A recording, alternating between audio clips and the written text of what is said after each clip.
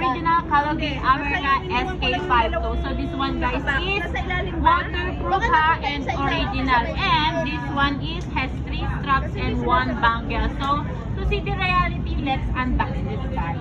Ayan.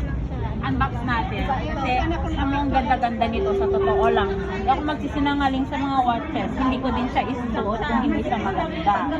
Okay? Para mga ganito lang siya. Kung gusto mo ng black, bibigyan kita ng black. Pero maganda, ang ganda nito. Ayan. Ayan. 3 straps siya ha. Brown, gray, at saka itong isang stainless steel. Ito leather siya. Pero before mo siya i-open, fully charge mo muna siya. Kasi ganun yung ano nila. Then, let's check it if it's charging ka. May power bank tayo para check natin if charging or not.